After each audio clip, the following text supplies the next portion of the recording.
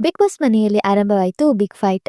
ತುಂಬಾನೇ ಒಳ್ಳೆಯವಾಗಿ ಕಾಣಿಸ್ಕೊಳ್ತಿದ್ದ ಧ್ರುವಂತ್ ಅವರು ಇವತ್ತು ತುಂಬಾನೇ ಅಗ್ರೆಸಿವ್ ಆಗಿದ್ದಾರೆ. ಹೌದು, ಸ್ಪಂದನ ಹಾಗೂ ಧ್ರುವ ಅವರ ಮಧ್ಯೆ ಜಗಳ ಆರಂಭವಾಗಿದ್ದು, ಧ್ರುವ ಅವರು ತುಂಬಾನೇ ಅಗ್ರೆಸಿವ್ ಆಗಿದ್ದಾರೆ.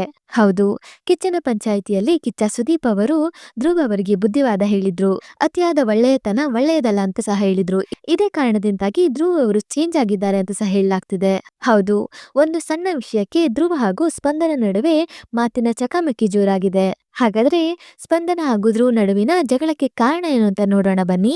ಅದಕ್ಕೂ ಮೊದಲು ಈ ವಿಡಿಯೋನ ಸ್ಕಿಪ್ ಮಾಡದೆ ಕೊನೆವರೆಗೆ ನೋಡಿ, ಹಾಗೆ ಕೆಳಗೆ ಕಾಣಿಸ್ತಿರೋ ಬೆಲ್ ಐಕಾನ್ ಅಲ್ಲಿ ಆಲ್ ಅನ್ ಆಪ್ಷನ್ ನ ಸೆಲೆಕ್ಟ್ ಮಾಡಿ. ಇದರಿಂದ ಪ್ರತಿ ವಿಡಿಯೋ ನೋಟಿಫಿಕೇಶನ್ ಗೆ ತಪ್ಪದೆ ಸಿಗುತ್ತೆ.